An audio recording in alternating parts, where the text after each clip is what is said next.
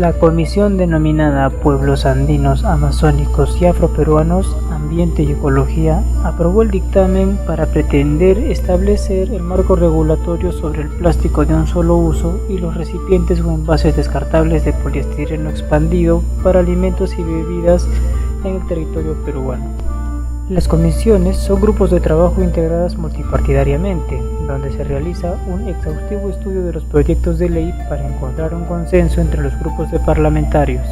En la aprobación de este decreto se contó con la participación del señor Marco Arana, quien fue el primero en presentar el proyecto de ley para regular el plástico de un solo uso, la señora María Elena Foronda, el señor Moisés Mamani y Horacio Ceballos, que estuvieron a favor de la medida.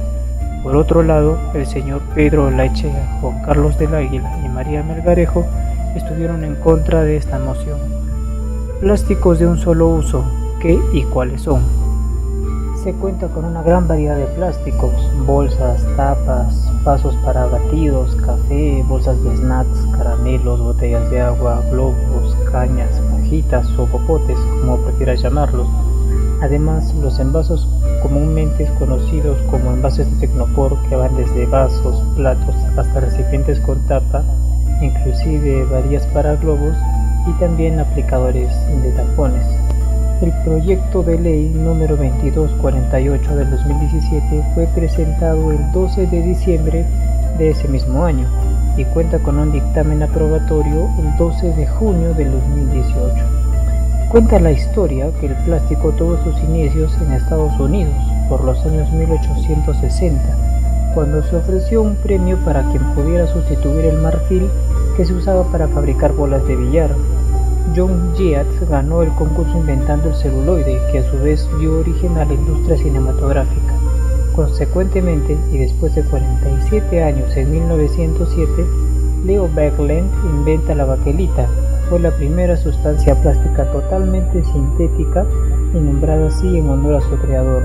Este material fue considerado como el primer material termoestable que era aislante, resistente al calor, a ácidos y al agua. Se hizo tan popular que para los años 1930, solo 23 años después, los científicos ya estaban creando los polímeros modernos que ahora dominan la industria.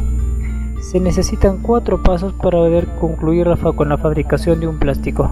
Las materias primas, que son usualmente resinas vegetales y derivadas de petróleo, la síntesis de polímero, que se usa mediante condensación y adición, y aditivos para mejorar su resistencia y estabilidad en el diseño y el acabado. La Universidad de Georgia, California, Santa Bárbara y SIA Education Association menciona que para el año 2015 los seres humanos habían generado 8,3 mil millones de toneladas de plástico, de las cuales 6,3 mil millones ya se habían convertido en residuos, y que de ese total de residuos solo el 9% fue reciclado, el 12% incinerado, que es aún peor, y el 79% se acumuló en los vertederos o en el medio natural.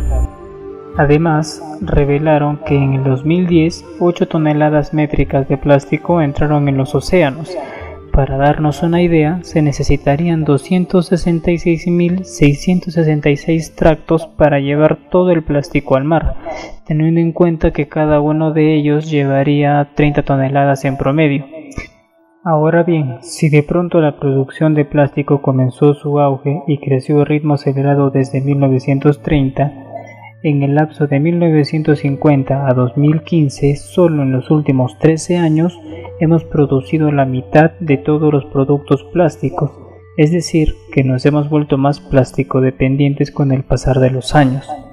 La legislación internacional nos muestra países como Italia, Marruecos, Dinamarca, Bélgica, Ruanda, Israel, Irlanda, Francia, Gales, Estados Unidos, China, Inglaterra, México, Noruega, Países Bajos, Argentina, Colombia, Chile, Taiwán, Brasil y el más estricto de todos, Kenia, en el que puedes ir a dar a la cárcel si infringes la ley de producción de uso de bolsas de plástico.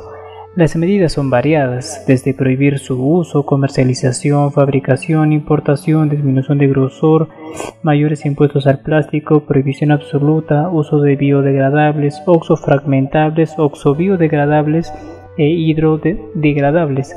Pero las bolsas biodegradables no son del todo la solución, ya que estas bolsas necesitan condiciones especiales de luz y temperatura para fragmentarse, y estos fragmentos terminan mayormente en el mar, donde además, pasado un año, cuando empiezan a fragmentarse, estas partículas se convierten en biomasa, sales minerales y dióxido de carbono, que es el principal responsable del cambio climático.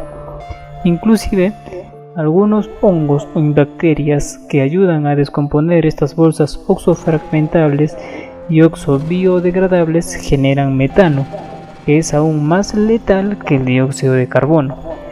Las bolsas de biopolímeros hechas de maíz, yuca o papa son menos contaminantes, pero requieren utilizar mayor energía y agua, sumado a que emiten una mayor cantidad de carbono para su producción. Entonces, el problema no está en usar estos productos, sino en que al descomponerse más rápido, liberan también con mayor rapidez el gas al ambiente y por ende aceleramos el calentamiento global. Si bien muchos países han tomado iniciativas aplaudibles, hay que mencionar que China es el principal productor de plásticos, seguido del continente europeo, Norteamérica y Asia.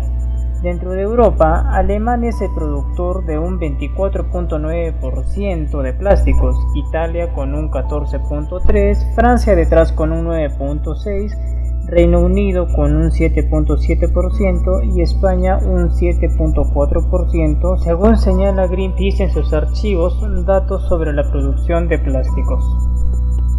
También es importante hablar del impacto del plástico que genera sobre el ambiente y la salud de nosotros, los seres humanos, y de todos los seres vivos. El plástico tiene un impacto severo y crítico sobre la vida silvestre, de aves, peces, que confunden las partículas de plástico por comida y mueren asfixiadas o son contaminadas. La vida marina es, seguramente, el hábitat más perjudicado por el uso indiscriminado de plástico de un solo uso. En las costas de Perú y Chile, a unas 400 millas, se encontró una enorme isla de plástico.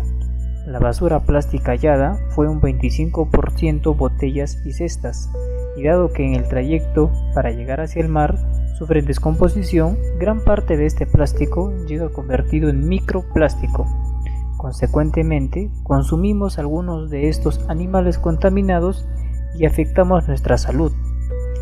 En el año 2010, Rob Haidt, profesor asociado a la Facultad de Ingeniería Sostenible de la Universidad de Arizona, realizó un estudio sobre los riesgos de los plásticos para la salud humana y los ecosistemas de los que dependemos, y asusta de cierta forma lo que menciona en su estudio.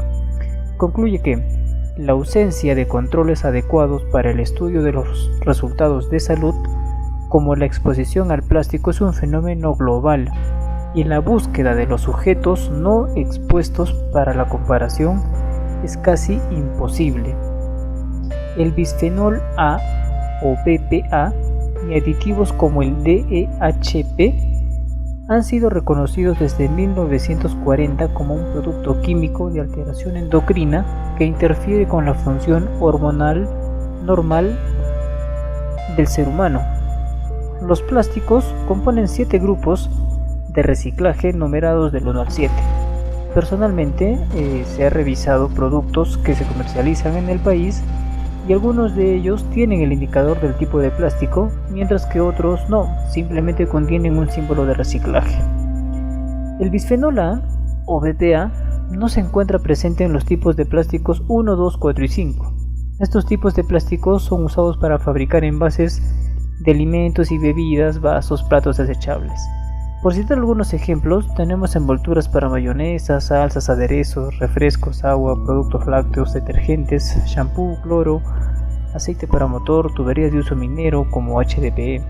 Sin embargo, la controversia existe y es debatible de que estos plásticos no liberen BPA, ya que al ser sometidos a temperaturas muy bajas en las neveras o altas en microondas, liberan bisfenol A. Las autoridades sanitarias deberían fiscalizar dichos productos y colocar alguna etiqueta en ellos para que los consumidores finales sepan que estos productos son libres de BPA. El BPA hace que el plástico sea transparente y más resistente, y a veces se utiliza en biberones, botellas de agua y latas de metal. Por su parte, los flatalatos hacen que el plástico sea más suave y flexible y se utilizan mayormente en equipos médicos como tubos o mangueras de transferencia medicinal, cosméticos y envases para alimentos, mientras que los plásticos del tipo 3 se usan para instalaciones sanitarias, sí, las que transportan el agua que obtienes al abrir la grifería, cables, suelas para zapatos y correas para reloj. El tipo 7 se usa para la fabricación de juguetes, autopartes, hieleras, electrónicos y piezas para empaques, mientras que el tipo 6 contiene aproximadamente un 11% de todos los otros tipos de plásticos y se usa para fabricar tazas para bebidas calientes, moldes para llevar comida, entre otros, siendo entonces los tipos 3, 6 y 7 los más perjudiciales para la salud humana por su composición y uso cotidiano. Aunque los he citado en desorden, no por ello deja de ser uno menos contaminante y dañino para el ambiente que el otro. Los efectos sobre la salud humana son muy variados, desde efectos tóxicos sobre el sistema reproductor masculino y femenino hasta problemas con el cerebro y cardiovasculares. Los Centros de Control de Prevención de Enfermedades de los Estados Unidos estiman que el 93% de las personas mayores de 6 años tienen niveles detectables de BPA en la sangre. La explicación es que los tubos de plástico que se usan para administrar sueros y antibióticos están también soltando estas sustancias a la sangre.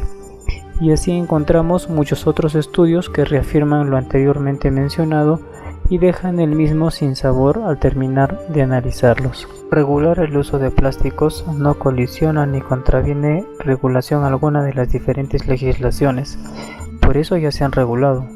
Y si bien suprimir su uso, en el caso más radical, sería perjudicial para la industria del plástico, el beneficio de unos pocos no puede representar el maleficio de toda la humanidad y medio ambiente. Estamos destinados a sufrir las consecuencias de nuestras acciones y depende mucho de tu iniciativa. Campañas como Sin bolsa por favor contribuyen a una sociedad más consciente. Dejemos de usar cañitas para beber, no te hacen ver más cool. Dejemos de usar el plástico de manera innecesaria. Evita calentar la comida en envases de plástico. Evita usar utensilios de plástico. Evita máquinas de afeitar desechables y tomar agua envasada. Y sobre todo evita las bolsas de plástico. Recicla, reusa. Las iniciativas para frenar este problema social a nivel mundial ya iniciaron, pero recuerda que el cambio está en ti y parte de ti. Comparte, suscríbete y comenta sobre qué te gustaría que hablemos en un próximo video.